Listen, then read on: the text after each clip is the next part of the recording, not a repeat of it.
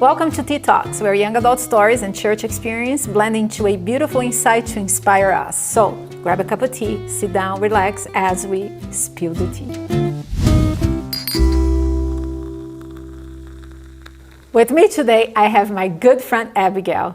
Abigail, thank you so much for accepting the invitation to be part of this video series. I am just so excited that you're here. And to start, let's get to know you a little better. Why don't you tell us who you are? Well, as you said, I'm Abigail. I'm really excited to be here too. Thanks for having me.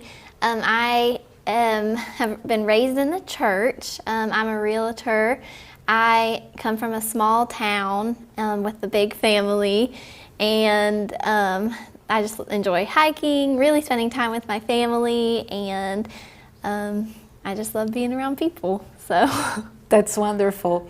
And I love that you and your sister work together and you guys do all of these TikTok videos showing houses, and they're so much fun. I follow you guys and I have fun every time that you guys have a new video. Thanks. You guys are doing a great job, by the way. Oh, thank you. How have your understanding, well, we're getting right into it because what we're doing right now, we are actually inspiring this video series in this book called Growing Young, where they did a research to understand what the churches that are thriving with young adults, what are they doing right? Mm-hmm. Because we're losing a lot of our young adults. Mm-hmm. So one of the things that they realized that churches that are doing well, they take the message of Jesus seriously.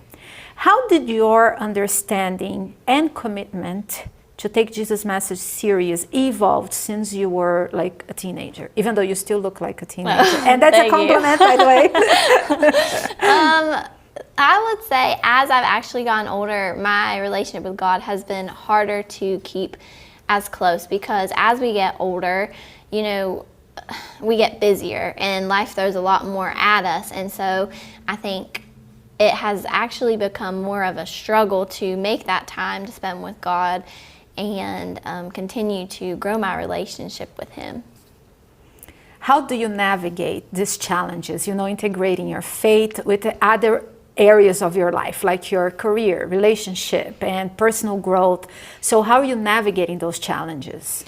I would just say, as a Christian, how you live your life is your ministry, and that's how you can integrate those things, and how you treat people, I think is really the best way that you can minister to people around you. And I think, it is challenging because, culture and social media has a certain way that we're supposed to be and present ourselves. And sometimes, standing for Jesus or standing for what is right isn't always the easiest. But for me, I just have to remember, that I stand firm in what I believe in my morals, and the people that want to be a part of that are going to grow closer to you because of it. Do you have any specific experiences or like a specific occasion that you can share with us, that you want to share with us, that your faith was challenged?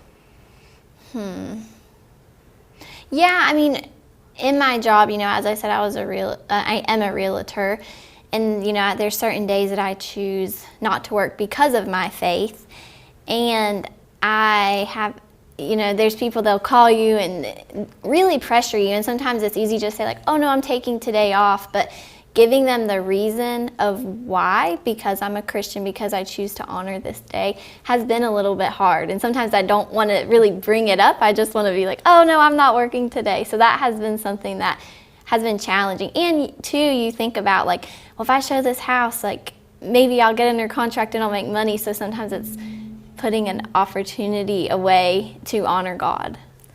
And I know it's got to be a challenge because in real estate, it's so interesting because like my husband and I always dream to be like independent, not working a 9-to-5 type of job, right? Yeah. Because then we're going to have the freedom to do whatever we want. What a lie. Yeah. What a lie. Because what happens is now you're not working 9-to-5 as your boss wants. Now you're working whatever time your client wants. And clients want to see houses on the weekend. All the time. Especially on Sabbath, Yeah. So it's, Yeah, that is challenging, and I appreciate so much seeing a young person who says, you know what, God comes first. Yeah. And I have seen plenty of times where people chose to not make that money, but God compensated some other way. So you're on the right track. Thank Have you ever had like any specific mentors that influenced you and supported you in your young adult journey? I don't necessarily want to say a mentor, because if you know me, you know that I'm not a open book, and I don't necessarily seek out people to talk to and mentor me.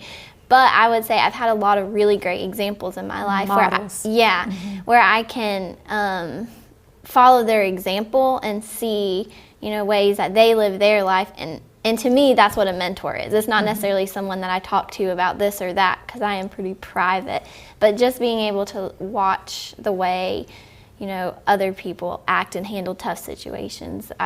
I would say quite a few really good people in my life. So you are the quiet person that observes things and learn from it. Yeah. That takes a special skill and very mature young person to learn from those things. Yes. Have you ever, actually, how do you handle the tension between what society is expecting from you and is very countercultural to the teachings of Jesus, like say in your decision making or your lifestyle choices? How do you handle that tension?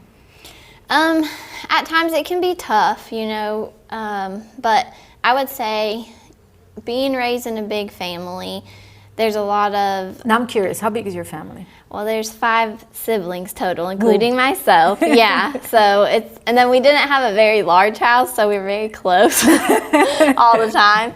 And so you do deal with a lot of conflict just like within a big family like that.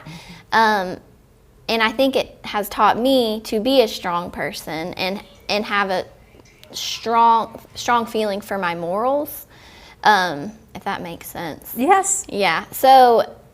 For me, I don't think I necessarily struggle. Now, there is times where, what I see versus maybe like someone at work, and they will ask me directly because like they want to know my thoughts. And sometimes, the one time I said to him, I was like, do you really want to know?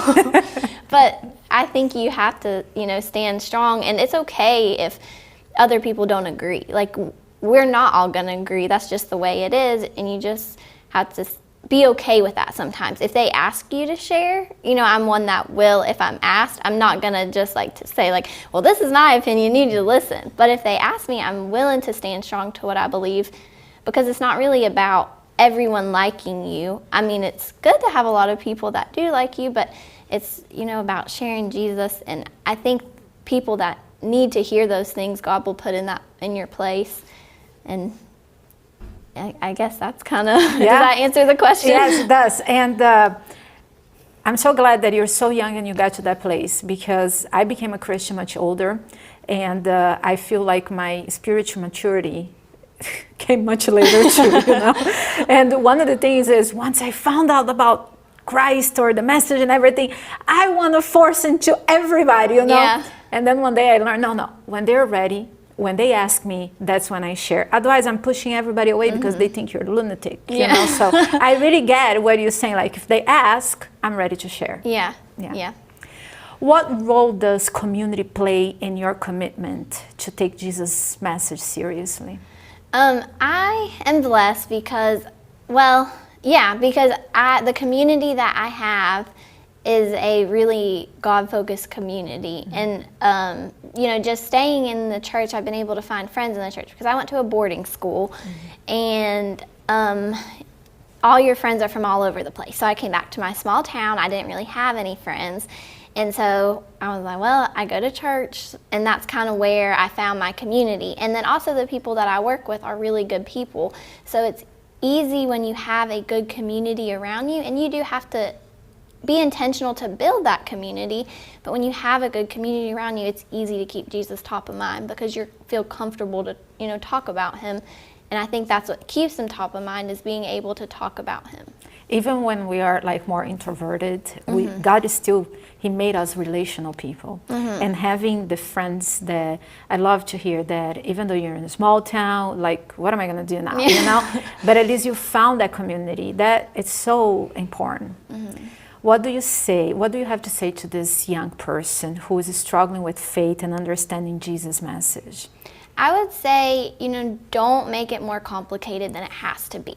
I think a lot of times, and it can happen even in church, where you're really pressured that your relationship with God needs to look this way. And if it doesn't look this way, you're not doing it right.